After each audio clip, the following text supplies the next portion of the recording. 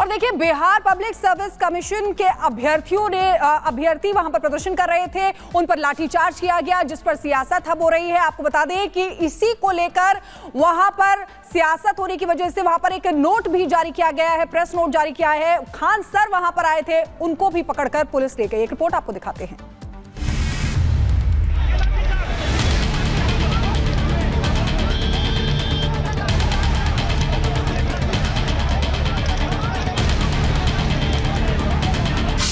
UP से बिहार पहुंची normalisation, छात्रों के उग्र प्रदर्शन से बढ़ी टेंशन।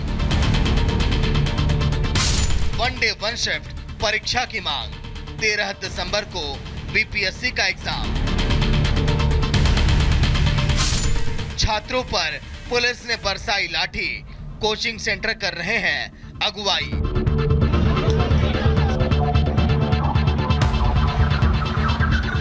छात्रों का जमावड़ा, नारेबाजी की ये तस्वीर बिहार की राजधानी पटना की है। ये छात्र बीपीएससी के दफ्तर का घेराव करने पहुंचे थे।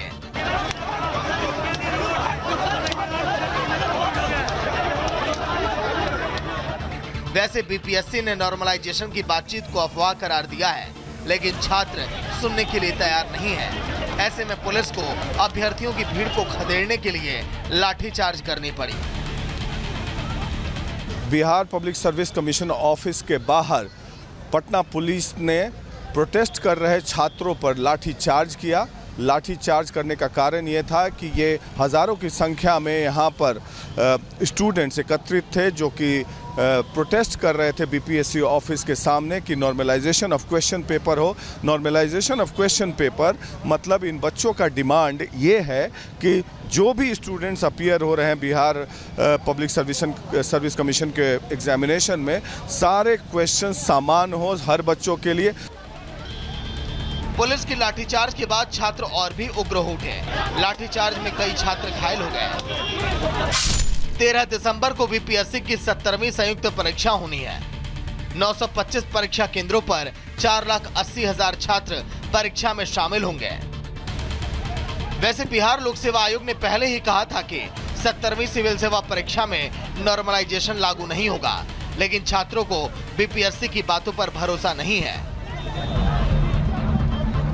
आप देखिए किस तरह से महिलाओं को दौड़ा कर पीटा जा रहा है। एक भी महिला पुलिस नहीं है, सारे मेल पुलिस ऑफिसर्स मार रहे हैं यहाँ पे लोगों को। ये क्या तरीका हुआ? आप पेपर पे बड़े बड़े महिला सशक्तिकरण के वादे करते हैं कि हम महिलाओं को बहुत आगे ले जा रहे हैं। ये आपका महिला सशक्तिकरण है? बिल्कुल, ये आंदोलन को सिर्फ बात करने आए थे, लेकिन हम लोग का बात सुना नहीं गया, बात करने का मौका नहीं दिया गया, ऊपर से लाठीचार्ज किया गया। हम लोग कोई भी कुछ भी गलत नहीं कि हम शांतिपूर्वक ढंग से अपना बात करने आए। यही लाठीचार्ज नहीं होनी चाहिए थे। हम लोग शांतिपूर्वक से आए थे, तो शांतिपूर्वक बात करनी चाहिए। तो ऐसे लाठीचार्ज करना कहीं तक जायज नहीं था। उधर आयोग ने कोचिंग सेंटर्स पर अफवाह फैलाने का आरोप लगाया है। पुलिस ने इस मामले में खान सर को हिरासत में ले लिया है। छात्रों के प्रदर्शन पर अब सियासत भी शुरू हो गई है।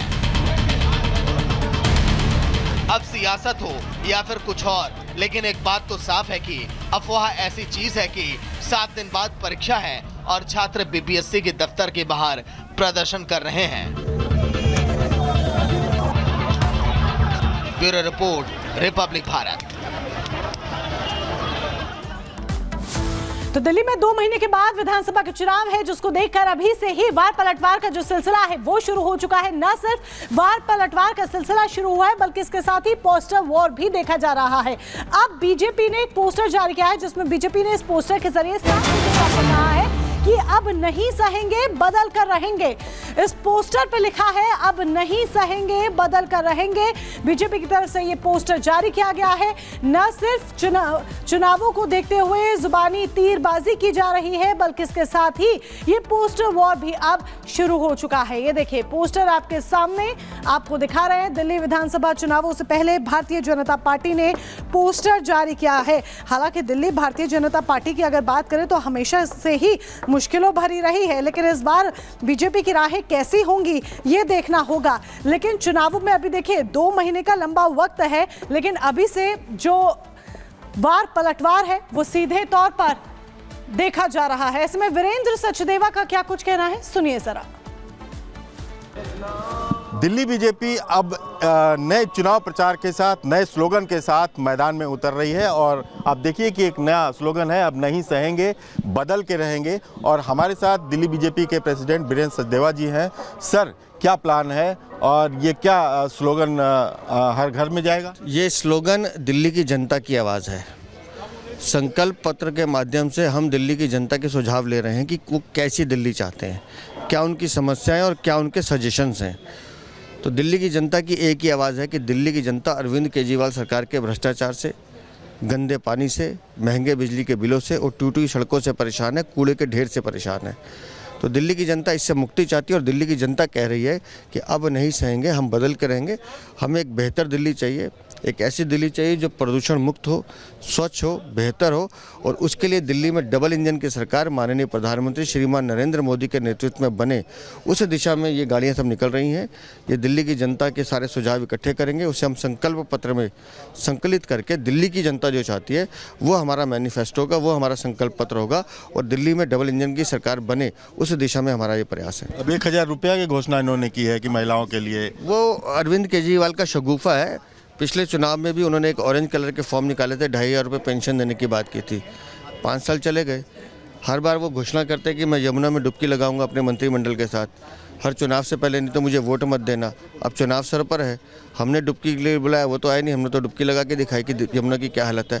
तो अरविंद केजरीवाल के झूठ, प्रपंच, धोखे को दिल्ली की जनता समझ चुकी है, अब वो इनके धोखे में नहीं आएगी।